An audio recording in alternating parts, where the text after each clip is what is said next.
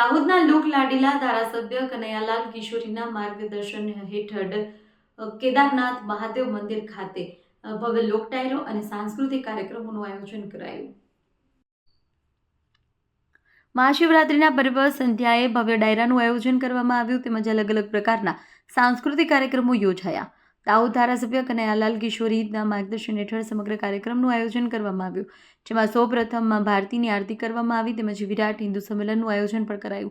સમગ્ર કાર્યક્રમ દરમિયાન દાહોદના સાંસદ તેમજ ભારતીય જનતા પાર્ટીના સર્વ હોદ્દેદારો ઉપસ્થિત રહ્યા। સાંસ્કૃતિક કાર્યક્રમ અને લોક ડાયરા કાર્યક્રમ જોવા માટે શિવભક્તો મોટી સંખ્યામાં ઉપસ્થિત રહ્યા હતા। પોલીસ વિભાગમાંથી એસપી, ડીવાયએસપી સહિતના અધિકારીઓ ઉપસ્થિત રહ્યા। કાર્યક્રમના પૂર્વ 14 ફેબ્રુઆરી પુલવામા શહીદના થયેલા જવાનોને શ્રદ્ધાંજલિ આપી માં ભારતીની આરતી કરી મહાદેવ મંદિરમાં પૂજા અર્ચના કર્યા બાદ કાર્યક્રમની શરૂઆત કરવામાં આવી। સમગ્ર કેદારનાથ ધામ શિવ ભક્તોથી મંત્રમુગ્ધ બન્યો। ધારાસભ્ય કનૈયાલાલ કિશોરીના માર્ગદર્શન હેઠળ કેદારનાથ મહાદેવ મંદિરના પ્રાંગણમાં આયોજન કરવામાં આવ્યું। રિપોર્ટર અજય સાંસી, વાત્સલ્યમ સમાચાર, દાહોદ। જય મહાદેવ।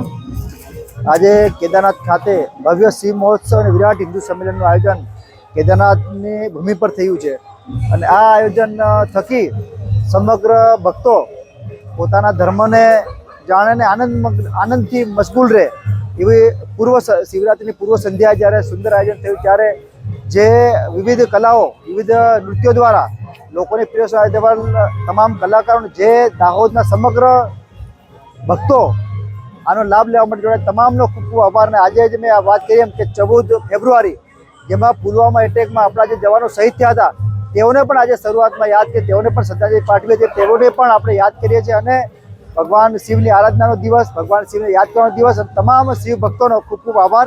જય મહાદેવ।